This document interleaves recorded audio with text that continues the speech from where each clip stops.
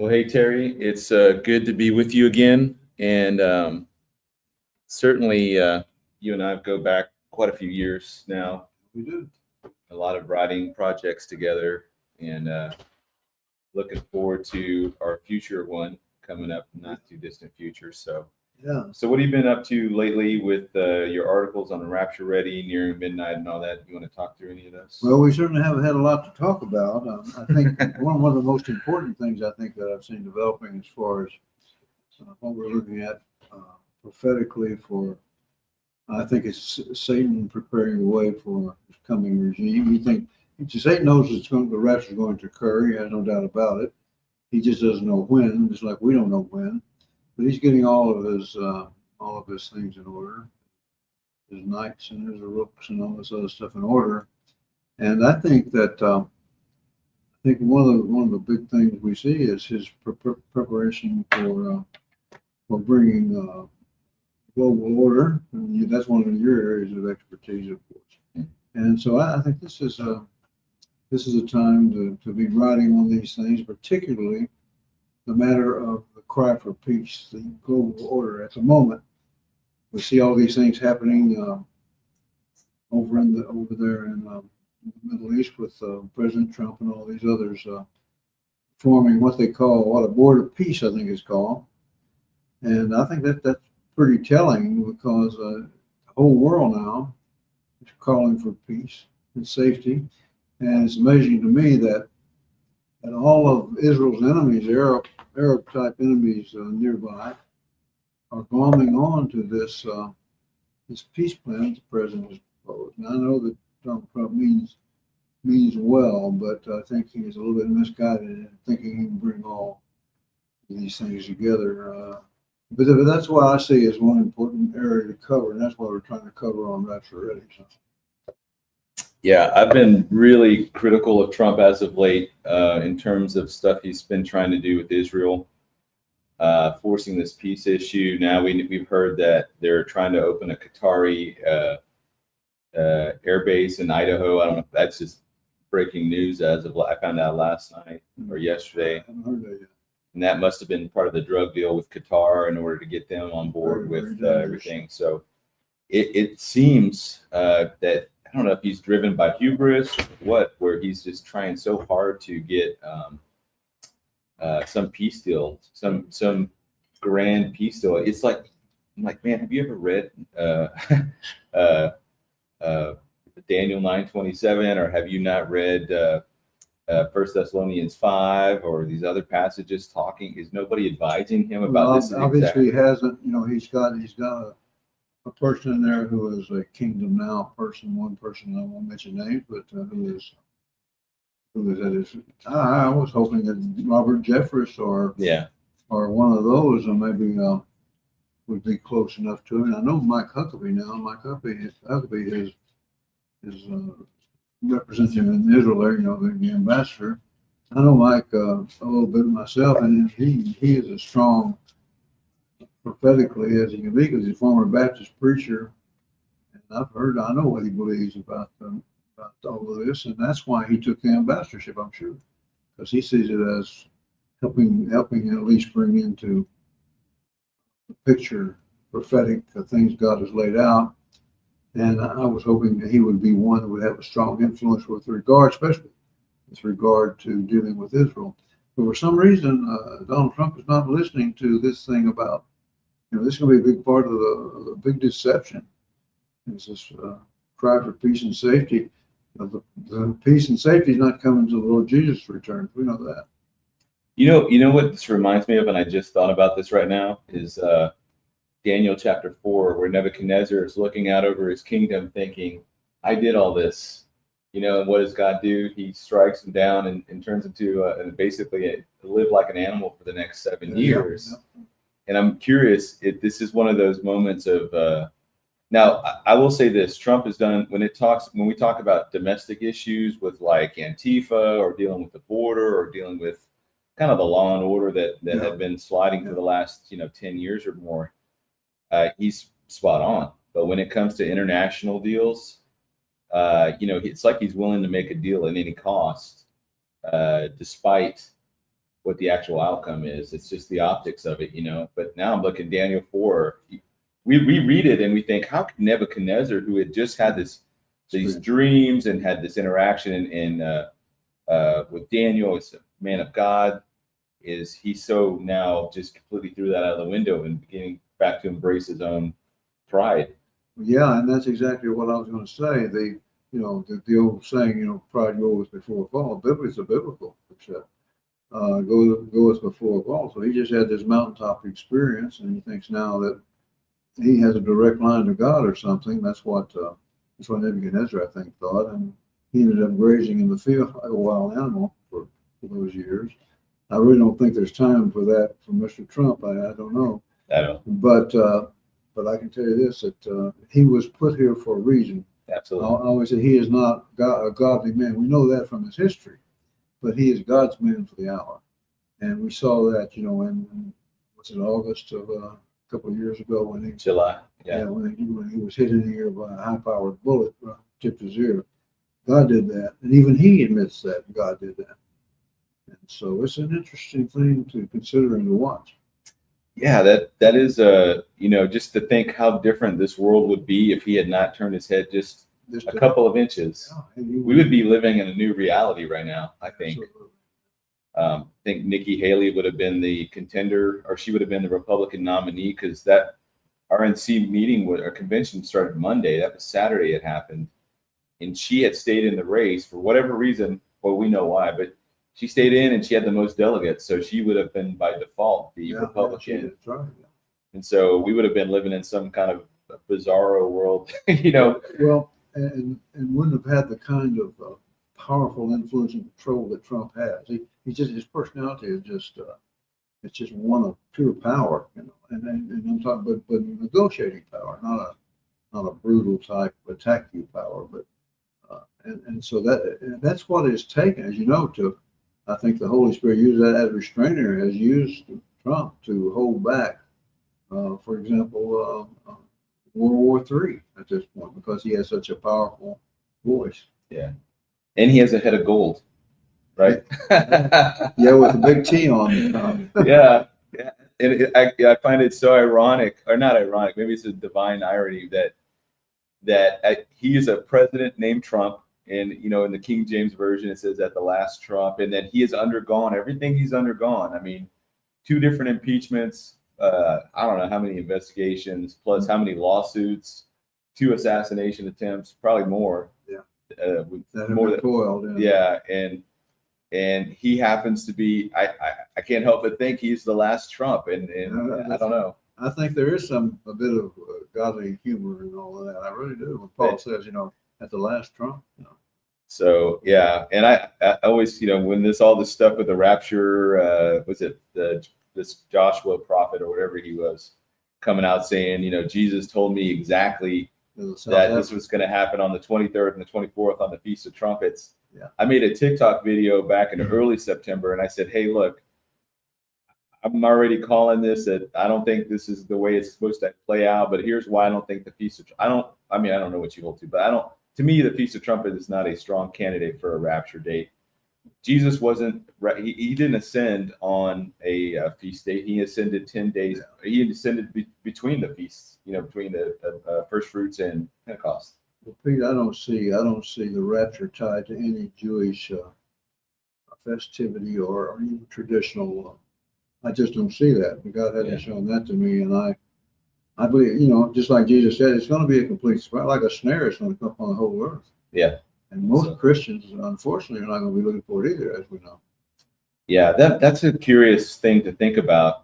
So do you think that that it's going to be a snare? It's going to be such a surprise that time goes on longer than what we're thinking, or it's just going to happen at such a time that it just didn't seem there wasn't any kind of connection to the rapture. Well, it says at a time you think not, Jesus said. Yeah.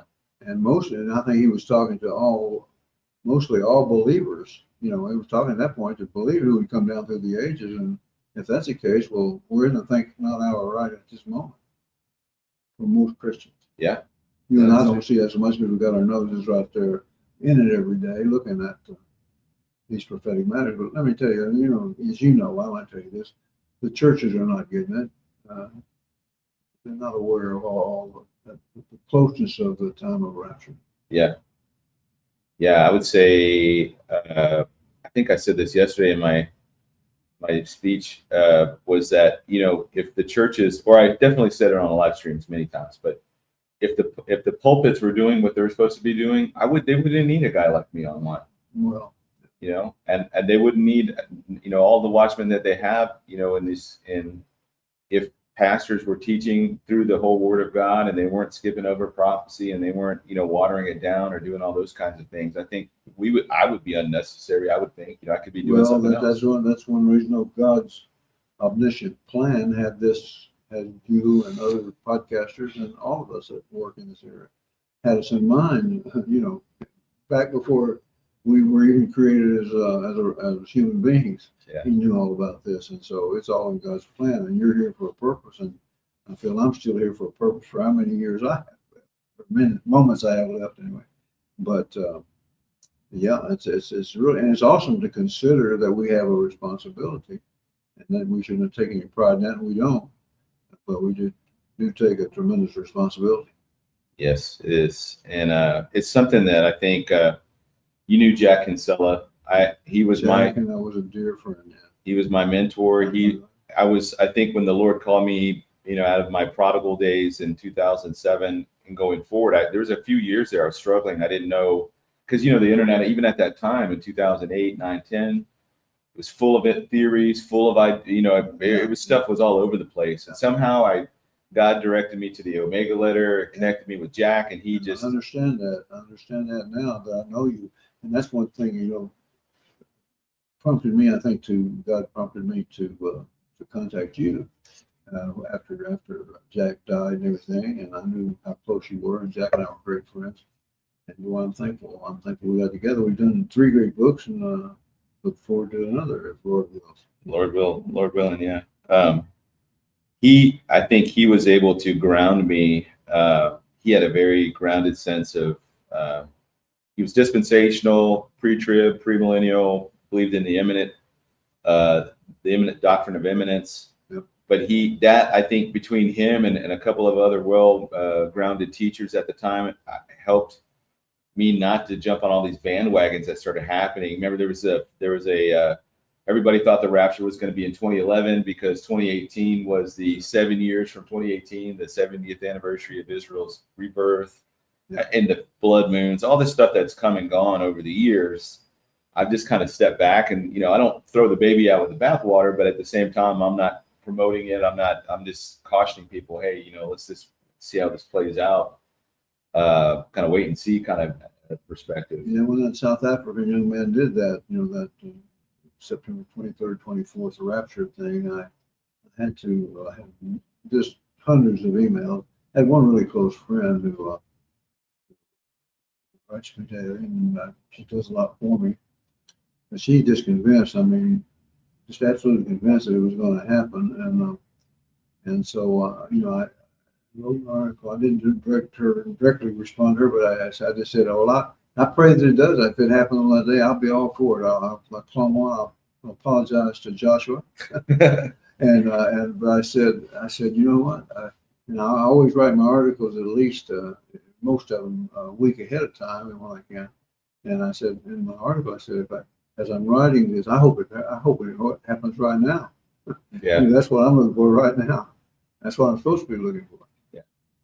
Yeah, and it's so hard to not get sucked into the world and to get caught up in all that. Because you look at how much has happened since last October 7th, 2023. When we were here at the Prophecy Watchers Conference. Yeah. And how much has happened, how much has changed in the world from that time to now. It's just, it feels like 20 years ago. Yeah. It feels like forever. It really does, Pete. I agree 100%. It's just, the movement is just my partner Todd Strandberg would call it prophetic progression. Well, the progression has just been blistering pace. Yeah, no, it's absolutely. It also, there's something that Vladimir Lenin said, and I don't, not one to quote him often, but he had a quote that said, there are years when, or there are weeks when years happen, and and years when weeks happen, and I think we're in that former time where there's so much being crammed into this little bit of time that we're in. And we can see that because we're in it every day. We understand. And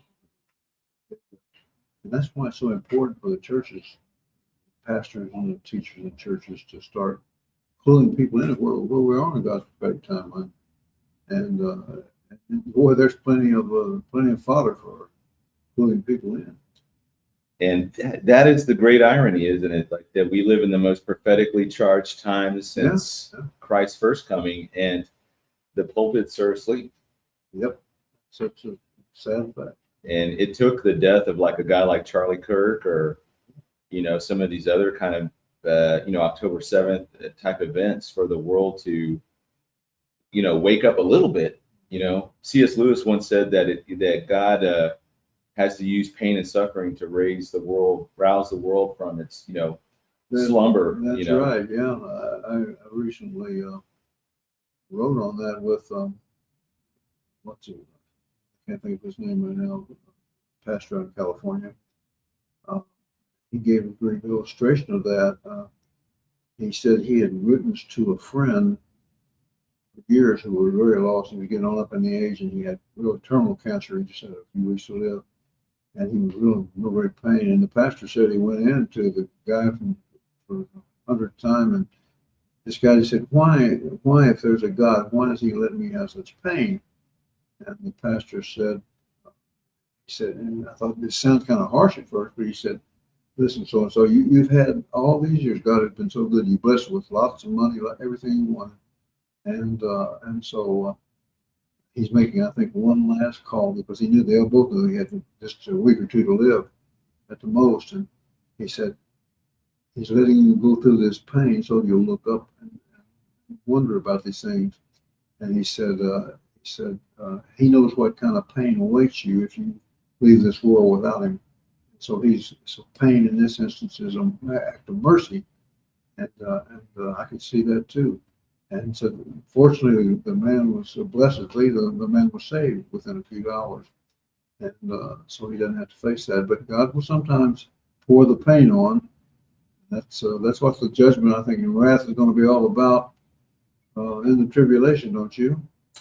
I do. I think that we see on the other side of the rapture, there's, I at least the way I read from Revelation, there seems to be an amazing soul harvest that comes out. In Revelation 7, John is shown all these the martyrs, right? The tribulation martyrs, Yeah. and it says the number couldn't be counted. But in the next chapter, chapter 8, he's told that there's this demonic army that's 200 million. He goes, I heard that number. But in the chapter before, he's like, we don't even know how many. There was like this innumerable amount of tribulation saints. So it seems like there's a great number of people that, at least because of the rapture. And so I do think that the rapture will serve as a tool that God uses to point the world to salvation. Yeah, I do too, very strongly, because they will have heard of it, and a lot of people will be searching for answers. I can give you an example. I have a young man friend. He's in his 40s, early 40s. He's a great computer technologist. He comes out to my house to work on my computers anytime I need it to, and he has kind of a service that kind of like the old TV service used to be long time ago. He come out and work on and he's as lost as he can be, but yet he still wants to hear about what I write about and all that, and he's curious about it. And I told him after I witnessed to you all these years, and you still haven't done anything. And I said, it's going to be terrible when this happens, and it is going to happen. And he listened to me seriously. And I said, you see all these books here on my study, my shelves and things. And I said, these are all books on Bible prophecy, and a lot of them are on the rapture of the church. But I explained that to him. And I said, you're welcome to just break down the door. If it had, he says, listen, if I see millions of people disappear, I'll be breaking down your door. So they're aware. There are people out there who are aware. I'm of the mind too that because there are going to be people that come to salvation after the rapture, that God can supernaturally impart understanding to some people that And he will will. that will act as kind of guides going forward. Like for me, for example, and I'm not trying to claim anything, but I know that God took a guy in 2007 that was spiritually, I was a dummy. Like I didn't know, I knew like the basic stories of Noah and the ark and that kind of stuff. And I could find them half the time. But that was kind of it. I knew the big stories, but he just allowed me to absorb this information and retain it in a way that I can't explain it. I've not been able to do that with any other subject, but for this, it's stuck like. There's not no coincidence, Peter. Let me tell you, I've watched your growth as a writer. You're just a prolific writer, one of the best I know. That's one reason I contacted you about our books we started doing. And so God has worked in your life mightily, and I'm just so thankful that you have kept on track with that. Well, that's the journey. That's just I tell the audience a lot that, when people look at salvation, people always get sanctification and justification mixed up when you're reading passages. And I'm on this journey now of sanctification where God took a guy and who I was in 2007, and here I am now in 2025. And I told God at the very beginning, please use me until the very end. Don't let me stray or fall off or whatever. Let me just keep going. My prayer every day. Yeah. And I'm not saying it's been a bed of roses. It's been hard. A lot of years have been hard. It costs. It does. There is a cost to serving. And I was thinking about, I was applying for a writing job once, and I just realized that I couldn't use any of the stuff I'd written on for this particular job because that would have just automatically disqualified me. No, it doesn't matter how prolific I was writing or how well or good. I couldn't use that as a source for my resume or anything. I just thought, man, that's such a rigged system we lived in. Yeah. And it'd be very personally discombobulating because by then, I mean, it would take you out of a very important part of your spiritual life. Yeah. So I mean, God opens and closes the doors that he chooses to do. But you spoke yesterday? I spoke yesterday at the conference. I spoke on our redemption draweth near. Luke 21:28, and I thought the Lord was in that, and He guided me as I spoke, and I'm hoping that it did some spiritual good. Yeah.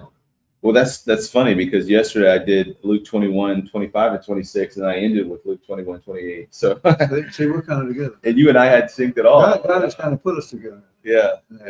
So we were kind of like minds thinking together on that. Today I'm doing the 4 most compelling reasons for the pre-tribulation rapture. I plan to be there. I'm going to present it in a way that probably most people haven't heard before. So I'm super excited about that. I did this in the prophecy conference in Rockwall, and it went really well. And this time I was hoping to have a little bit more time because I like to expound on some stuff. But I get 45 minutes. I'm going to be kind of at the same pace I was in Rockwall. So. That'll be interesting. I can't wait to sit down and listen to you. And it's always interesting when a blind guy tries to do PowerPoint. I've kind of pioneered PowerPoint for blind guys.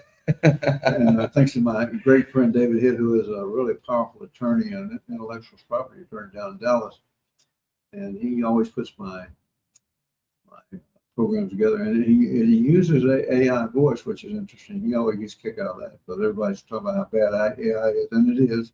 It's got potentially very bad, but he used Alexander Scorby's voice for my prompts. So that's quite interesting. There was a guy, I don't know if you saw this or heard it, but there was a guy, one of the subscribers, he does it more for some other channels, but he did one for me, and it was at a conference I was speaking at. I can't remember where it was, Australia or somewhere, but he took my voice and translated everything into Russian.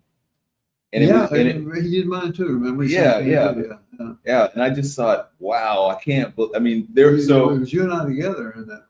When there is it's a great tool that can be used. It's also a great weapon that can be used against the church and against civilization. So it's like anything else. I think it's a tool, and if we can get the gospel out to the Russian people or to any other culture that doesn't non-English speaking lands, Absolutely, yeah. I think it's We could use, maybe we could use Putin's voice to send messages. Oh, I don't know about that, but I don't want to get the KGB after me. But anyways, any closing thoughts or things you want to hit Well, on? nothing except I'm just so thankful that you invited me in here, and I'm looking forward to our next get together in the book project. We've kind of gone over that briefly today, and I'm getting more deeply into that. But Pete Garcia is just one of the very top writers, and I'm just honored to be a part of his ministry. Well, let's do it, man.